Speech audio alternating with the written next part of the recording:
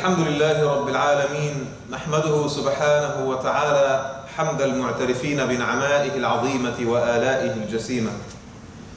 لك الحمد يا ربنا حمدا كثيرا طيبا طاهرا دائما مباركا فيه ملء السماوات وملء الأرض وملء ما بينهما وملء ما شئت يا ربنا من شيء بعد. أنت أهل الثناء والمجد أحق ما قال العبد وكلنا لك عبد. اللهم لا مانع لما أعطيت ولا معطي لما منعت ولا ينفع ذا الجد منك الجد. لك العتبى حتى ترضى ولا حول ولا قوة إلا بك.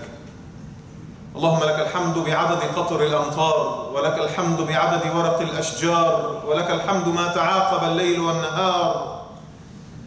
لك الحمد يا ربنا كما ينبغي لجلال وجهك وعظيم سلطانك. نحمدك يا ربنا في السراء وفي الضراء، نحمدك يا ربنا في كل حال. الحمد لله الحمد لله الحمد لله. وأشهد أن لا إله إلا الله وحده لا شريك له، وأشهد أن محمدا عبد الله ورسوله وصفيه من خلقه وحبيبه. بلغ الرسالة وأدى الأمانة ونصح الأمة وكشف الغمة وجاهد في الله حق الجهاد حتى أتاه اليقين. اللهم صل وسلم وزد وبارك على الحبيب المصطفى محمد وعلى آله وأصحابه وأتباعه ومن اهتدى بهديه وعمل بعمله إلى يوم الدين. وارض عنا معهم بفضلك وكرمك يا أرحم الراحمين. اللهم آمين. I praise Allah subhanahu wa ta'ala, the creator of heavens and earth. Endless He is in His glory. I offer Him my sincere devotion and my utmost pure worship. I thank Allah for all the blessings that He has bestowed upon me and my family and loved ones. And I show my gratitude to the Lord in words and action. I say Alhamdulillah, Alhamdulillah, Alhamdulillah. All the praise is due to Allah, the creator of heavens and earth. I bear witness that there is no deity worthy of worship save Allah. And I bear witness that Muhammad is Allah's final prophet and messenger, the bearer of glad tidings, our role model, and the light that shone upon humanity. I thank Allah for making us among the followers of Muhammad. And I ask Allah subhanahu wa ta'ala to establish us with firmness on the path of Muhammad. And I ask Allah subhanahu wa ta'ala to make us among those who walk in the footsteps of Muhammad until the last breath in our chests. Allahumma ameen. I ask Allah to shower His blessings upon the Prophet, his family, his companions, his followers and students, and all men and women that strive to walk steadily in their footsteps. And I ask Allah to make us among them. Allahumma ameen. My dear brothers and sisters, I greet you with the greeting of Islam. Assalamu alaikum wa rahmatullahi wa barakatuh.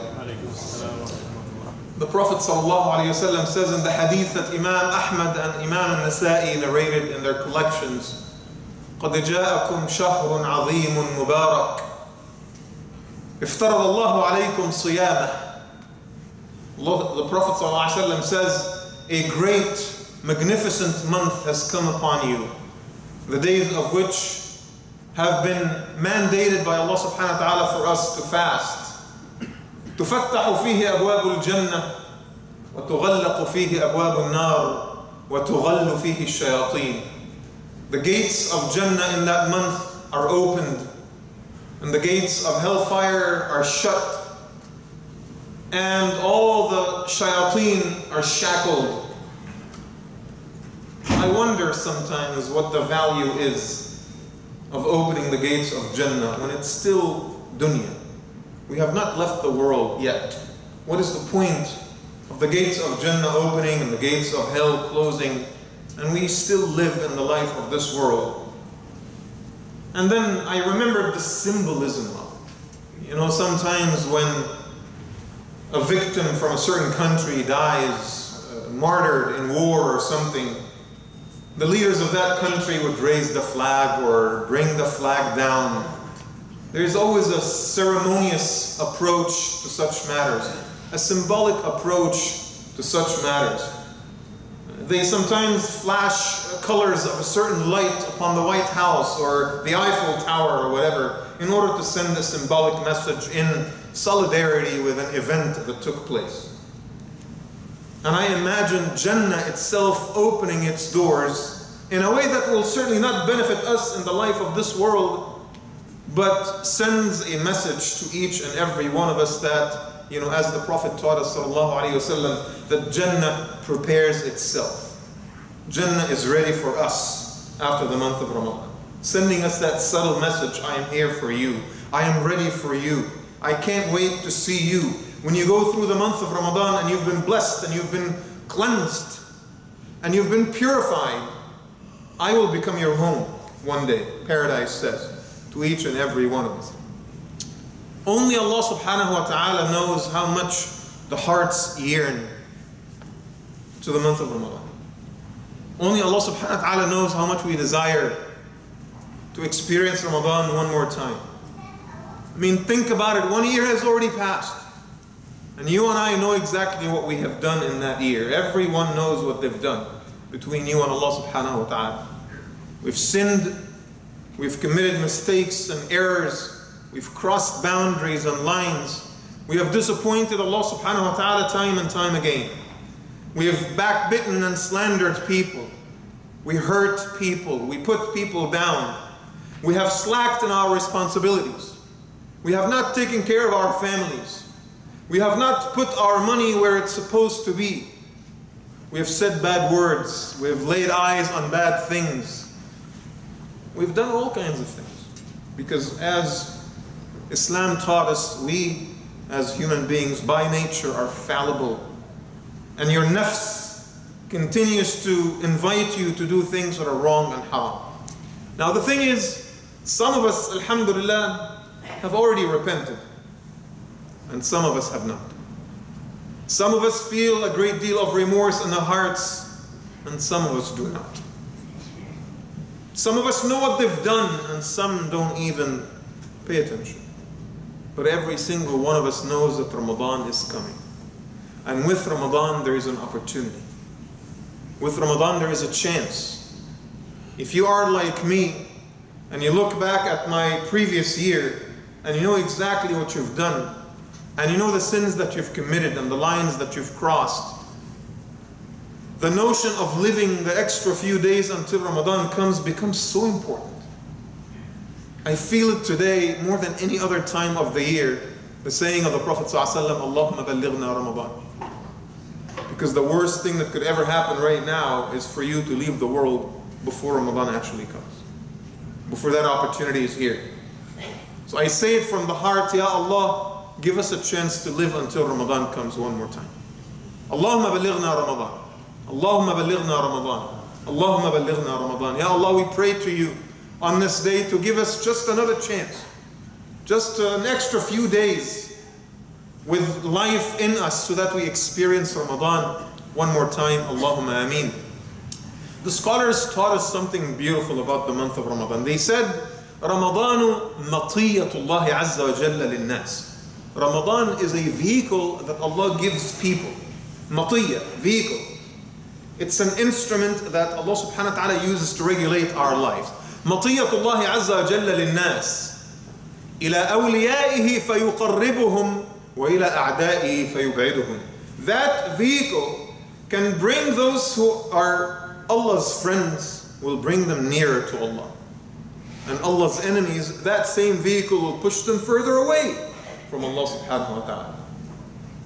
إِلَىٰ أُنَاسٍ فَتَكُونُ حُجَّةً لَهُمْ وَإِلَىٰ أُنَاسٍ فَتَكُونُ حُجَّةً عَلَيْهِمْ. Some people, Ramadan will become an evidence that supports them.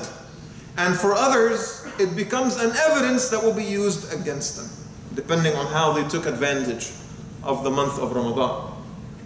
And I ask Allah subhanahu wa ta'ala to make us among those who are inspired by Ramadan, those who will take advantage of the month of Ramadan, those who will actually use Ramadan to do something beautiful in their lives, to completely change. Wallahi, I tell you, I swear in the name of Allah, and I say this from the heart, every single person I know that have truly committed to the deen, that has truly come closer to Allah subhanahu wa ta'ala, did that in the month of Ramadan. Every single good Muslim, if I were to use that word, and I don't use it in a judgmental sense, I use it in a very, very subjective sense. Only Allah subhanahu wa ta'ala knows who a good Muslim is. But with my own human limitations, using my own subjective judgment, every single person I know that I can call a good Muslim has come to the deen through the experience of Ramadan. And that includes me. It includes my brother. It includes my cousins. It includes very close friends. It includes volunteers in the community. It includes people that I've been friends with for so many years. Those who have come closer to the deen, they have done so in the month of Ramadan, and they will tell you. They will tell you, Ramadan impacted my life. Some of us are blessed. You know, they grew up in the right environment, surrounded by the right people. They've always been good Muslims. But others only came closer to Islam through the month of Ramadan. And I ask Allah subhanahu wa ta'ala, if you're confused, if you're anxious, if you're struggling, if you're depressed, if you feel pain, if you feel loss of direction, if your fulcrum, if your center of gravity, you don't know exactly where it is, if you don't know how to decide on standards and principles and values, if you're still teeter-totter between right and wrong, if you still swing like a pendulum, I ask Allah subhanahu wa ta'ala to give you that stability in Ramadan. I ask Allah subhanahu wa ta'ala to give you that light in Ramadan, that sense of direction in Ramadan, so that you look back at your life and you say, Alhamdulillah, from the heart, Ya Allah, this last Ramadan is what brought me to you. This last Ramadan is what made me truly one of your servants. I ask Allah subhanahu wa ta'ala for this upcoming Ramadan to be the month that will truly cut it for each and every one of you. Ameen Ya Rabbil Alameen. Every year, when we talk about Ramadan, we usually address it from two senses. We talk about the spiritual sense and the spiritual preparedness and the spiritual readiness for Ramadan. And sometimes we talk about the physical readiness as well. So we talk about physical preparedness, how to get used to fasting, perhaps start fasting in the month of Sha'ban, maintain your physical exercise, cut down on certain kinds of food and stuff like that. We usually address spirituality and physical preparedness. But there is an aspect about Ramadan that we've never talked about before. And that is the intellectual preparedness. To understand the background, to understand the history, to understand the context. What is the true value of Ramadan in our history as Muslims? What is the significance of Ramadan? Why does it bear this tremendous value in our tradition? I mean, you go almost anywhere and everywhere in the Ummah today, Friday. Some parts of the Muslim world have already had, some parts of the world have already had their Jum'ah. And we are probably at the very end, right? Almost every khutbah today, I guarantee you, almost every khutbah talked somehow about Ramadan, right? And looking at that, I feel sometimes that we don't understand the history and the context. And let me share with you, it's going to be not a very long khutbah, but I will share with you something, inshallah, that I hope will be epic to you. That will be transformative in the way you think about Ramadan and its history and its context. So bear with me and hear me out and pay as much attention as you can. Let me start with a question. This is the month of Sha'ban, right? It's Sha'ban of this year of Hijrah, 1437. Now let me ask you a question. When was Ramadan first prescribed upon the Muslims to fast in Ramadan? You know the ayat from Surah Al-Baqarah? شهر رمضان الذي أنزل فيه القرآن. Ramadan is the month in which Quran was revealed. فَمَنْ شَهِدَ مِنْكُمُ الشَّهْرَ فَلْيَصُمْ. If you witness Ramadan, fast. Explicit command in the Quran. When was that revealed?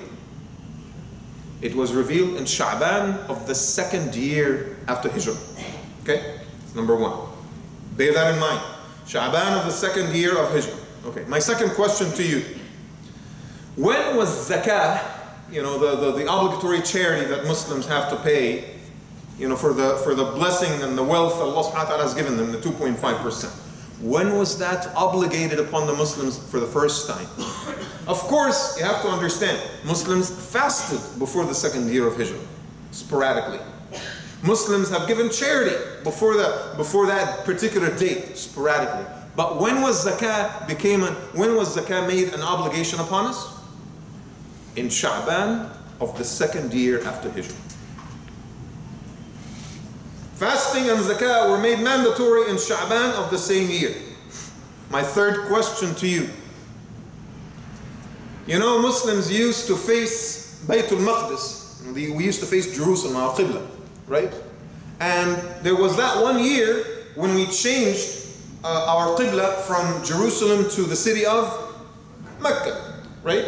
As a matter of fact, it was a historic day for the Muslims, and it was in the middle of Salatul Dhuhr. And the Prophet ﷺ had already prayed 2 rak'ahs facing Jerusalem, and in the midst of the salah, he changed the direction, and all the Muslims behind him had to change. Imagine, like literally, I am leading Salatul Dhuhr, and then I'm facing this way, and then I move around, and everyone moves behind me, and then I'm facing the other way. Because I mean, Jerusalem is here, Mecca is there, right?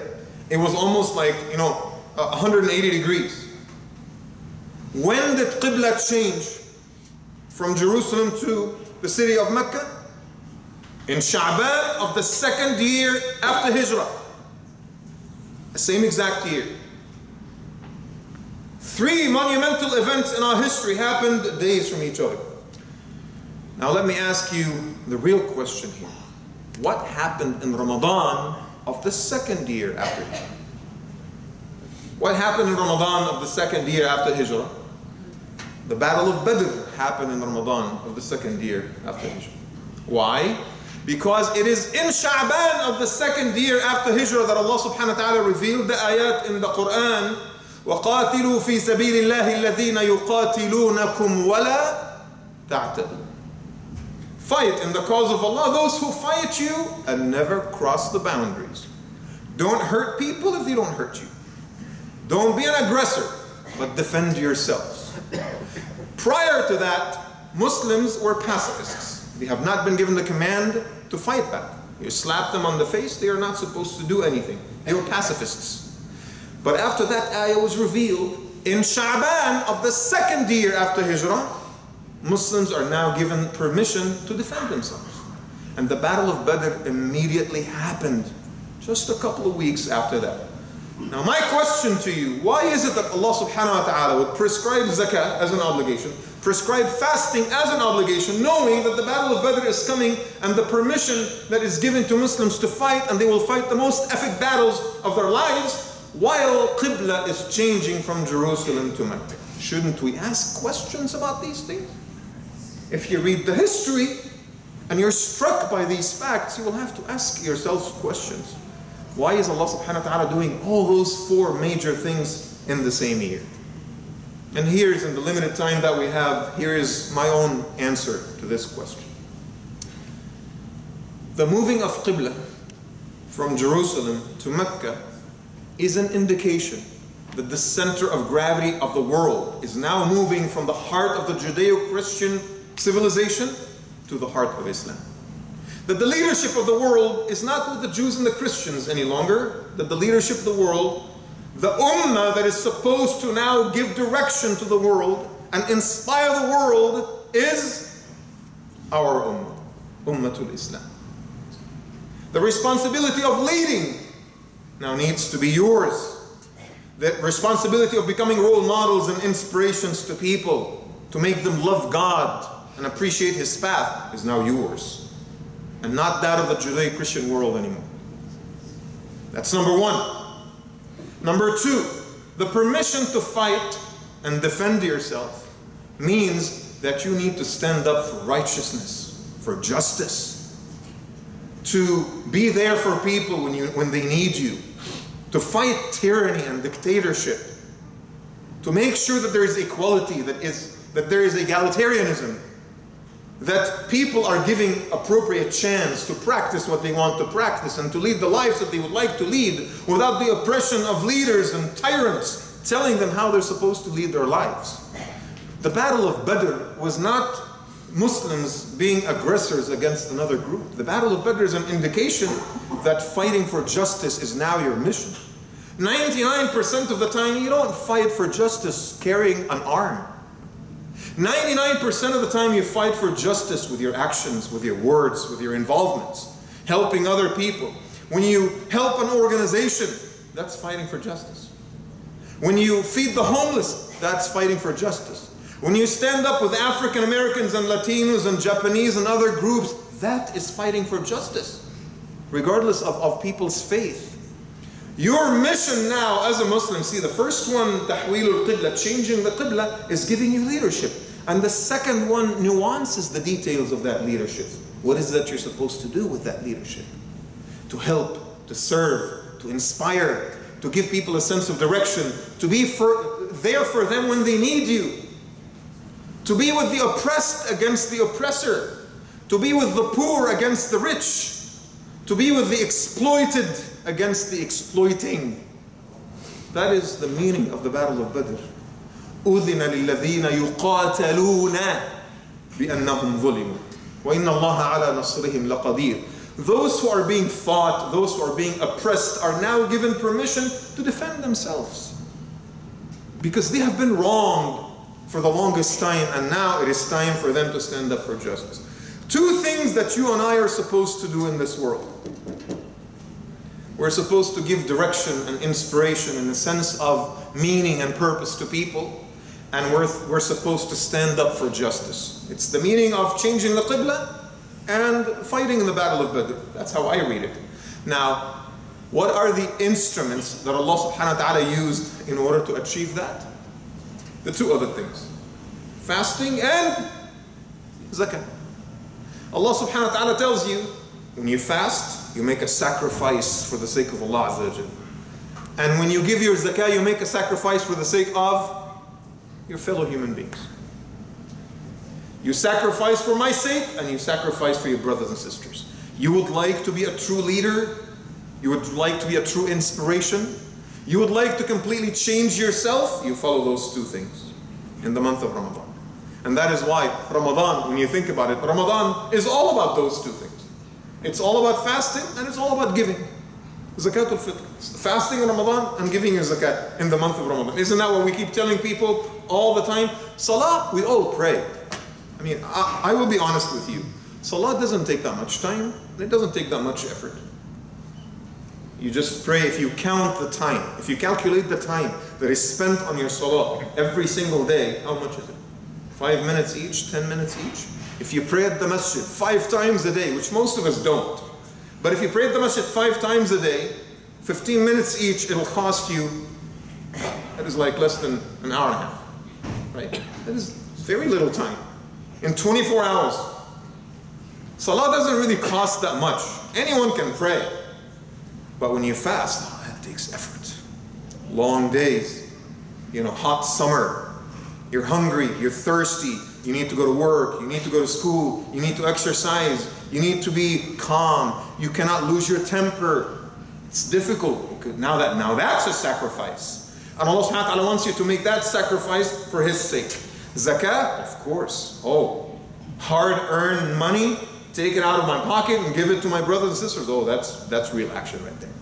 That's real action. Those two things Allah subhanahu wa ta'ala tells you in Ramadan. Take advantage of both fasting and zakah in order to refine your personality, in order to refine your heart, in order to become a true Muslim, in order to actually change, in order to fulfill the purpose of changing the Qibla and the meaning of the Battle of Badr in your life. To become a true inspiration for humanity, as Allah subhanahu wa ta'ala tasked us with. I mean, that is our job. كنتم خير أمة أخرجت للناس. We are the best nation brought to mankind. Why? Because we enjoin what is right and we forbid what is wrong. Because we are active. We are involved. We don't stay, observe passively. When we see injustices happening around us, we can't afford to do that. And if you allow yourself to be like that, then you don't truly belong to Ummatul Islam.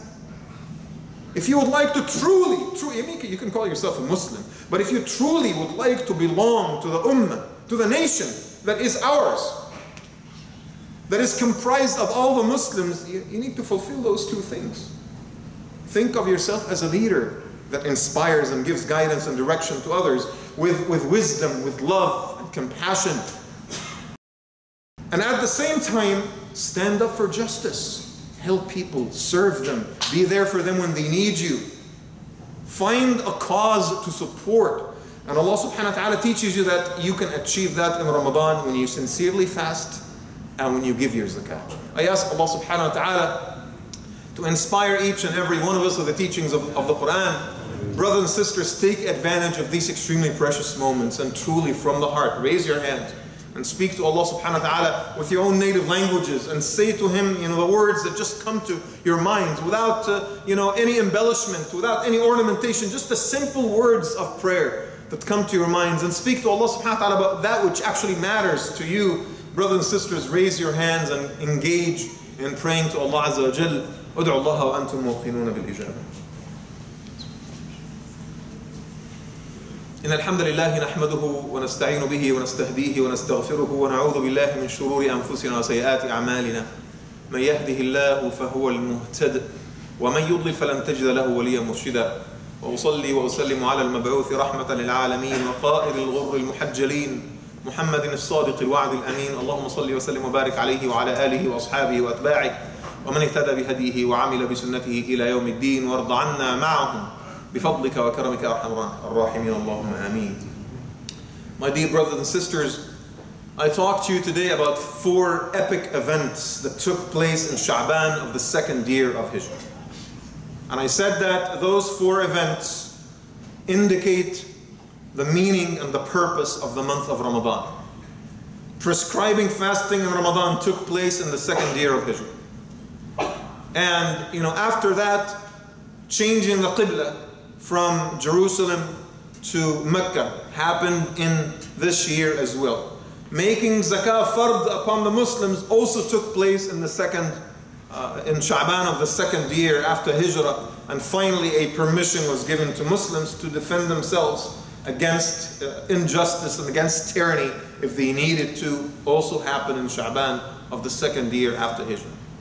And I drew some parallels, and I said that changing the Qibla from Jerusalem to the city of Mecca is an indication that it is Muslims that are now being tasked by Allah subhanahu wa ta'ala to provide inspiration and guidance to the world. It's that responsibility. You have to be there for people.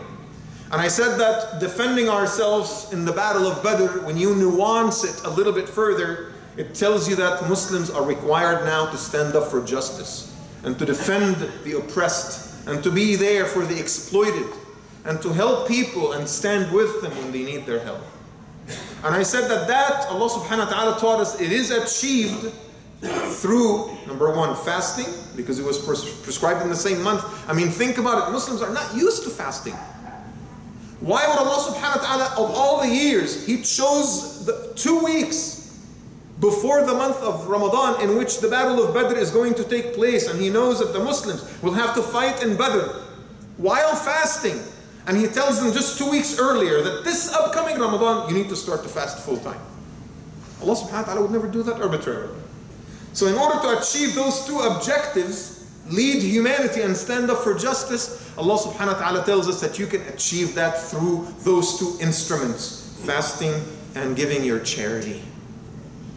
And Allah subhanahu wa ta'ala gave us those chances and opportunities all the time. Wallahi, brothers and sisters, it breaks my heart sometimes. When the month of Ramadan is over and I come to Salatul Eid, and those of you who come to Ramadan regularly know exactly what I'm talking about, and you see people that you've never seen for since last Eid. They come to Eid, and wallahi, I don't judge them. I'm happy that they came to Eid. I'm happy that they're there. At least they're there. But I say to myself, man, how much did you miss? How much did you miss? You did not pray with us in Ramadan. God knows if you fasted or not. You did not witness Salatul Taraweeh or Laylatul Qadr. You did not shed the tears of love and the tears of remorse in Ramadan when you listen to the Quran. You did not read the Quran with us. You did not attend the iftars. You were not there. You did not build the friendships and the love and the brotherhood of the month of Ramadan. How much did you miss? And sometimes I would like to go to some of those brothers and hold them from their clothes and shake them and say, wake up. Wake up! One day you'll be 65 years old and you will be ailing and sick with cancer, and your life will be over and you've achieved nothing. And you will go into your grave. And Ahlul Qubur, the people of the graves, wallahi, they would give their entire lives for just one night of Ramadan. They will hand over their entire lives and all the wealth they have amassed on a silver platter if they're given a chance to just experience one night of Ramadan. It breaks my heart. But alhamdulillah Rabbil Alameen, we're here and we're being reminded and we're hearing it, and the opportunity is being given to us.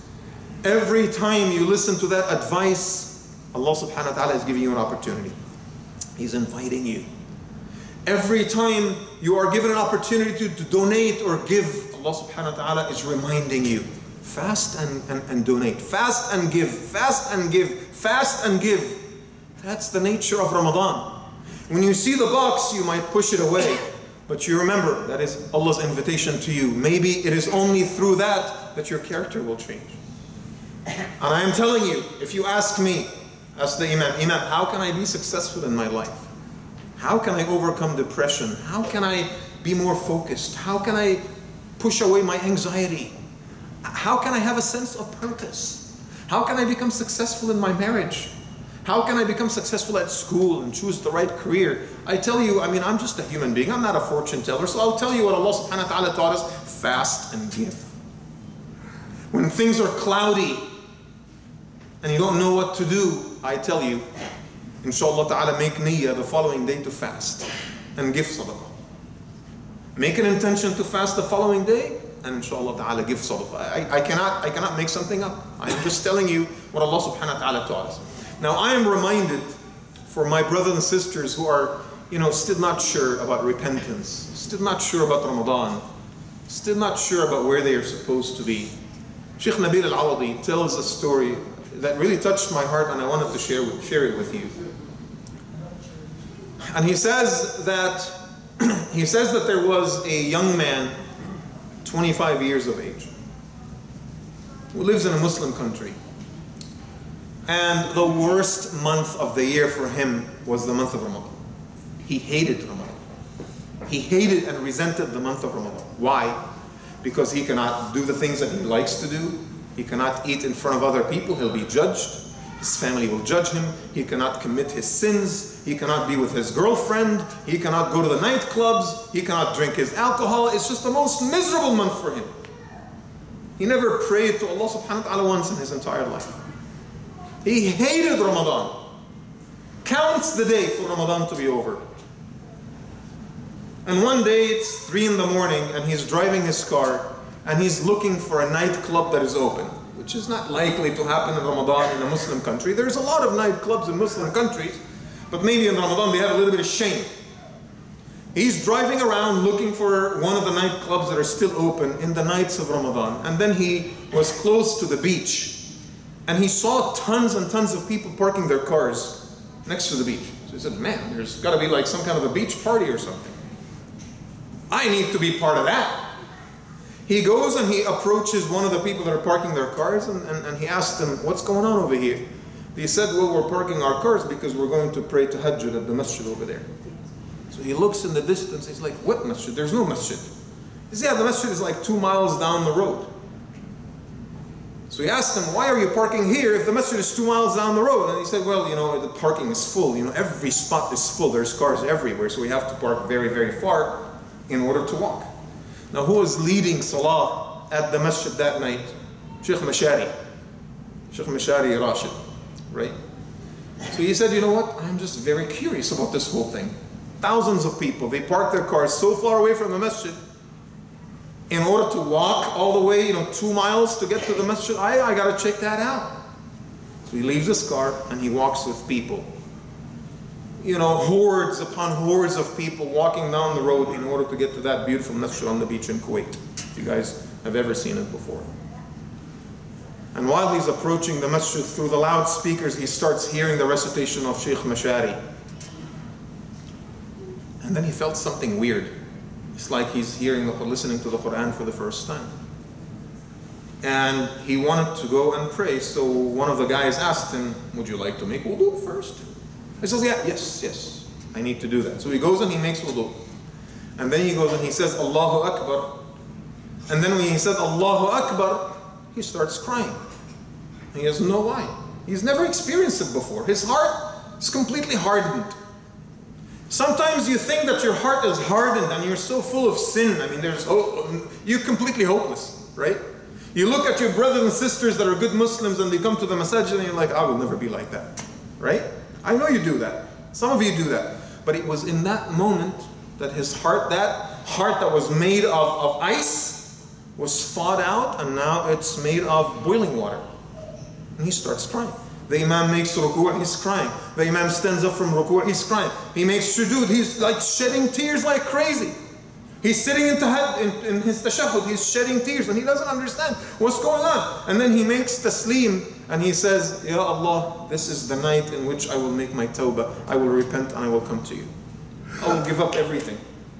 My lifestyle, my hedonistic lifestyle, my lust, my passions, my girlfriend, my pleasures, all the haram, my alcohol, all the haram things that I used to do, Ya Allah, it's right now, this very minute, that I will stop it all. 2 hours earlier, he was destined to hellfire. 2 hours earlier, had he lost his life, he would have gone straight to hellfire. And Allah subhanahu wa ta'ala wanted him to change. In those 2 hours, he became a completely different human being. Can that happen to you? Absolutely. Can it happen to anyone? Absolutely. At least, he walked to the masjid. See? It was the smallest gesture from him. Allah say, you know what? I will give you a better life. You deserve a better life. Just showing Allah that he's even just curious, a tiny bit curious about the deen. And Allah subhanahu wa ta'ala immediately gave him a better life. The opportunity is given to you if you show Allah subhanahu wa ta'ala just some desire to change. Some desire to change. But if you are insisting on your ways, if you are so adamant about your path, if you're so stubborn about the things you do, I guarantee you, Allah subhanahu wa ta'ala will never invite you to his path. But just show some curiosity about the path of Allah subhanahu wa ta'ala in Ramadan, and you will be amazed at the wonders that could happen to you. I ask Allah subhanahu wa ta'ala to bless each and every one of us with the most wondrous Ramadan experience this year. Allahumma ameen. I ask Allah subhanahu wa ta'ala to forgive our sins that have burdened our shoulders. I ask Allah subhanahu wa ta'ala to make the natural inclinations of our hearts is that to serve Him and to serve His people. I ask Allah subhanahu wa ta'ala to make our hearts naturally desire things that are clean, things that are beautiful. I ask Allah subhanahu wa ta'ala to make our hearts repelled by evil and vanity and vices. I ask Allah subhanahu wa ta'ala on this day to extend our lives so that we are able to witness this Ramadan and many Ramadans to come, and to be forgiven and purified. Allahumma ameen. I ask Allah subhanahu wa ta'ala to allow us to experience and fast Ramadan this year in ways that we've never felt before. I ask Allah subhanahu wa ta'ala to give us khushu' and concentration in our prayer. I ask Allah subhanahu wa ta'ala to give us charitable natures and to make us among those who give incessantly. I ask Allah, as He gathered us here in this place, in the life of this world, I ask Allah subhanahu wa ta'ala to gather all of us in His Jannah. Allahumma ameen.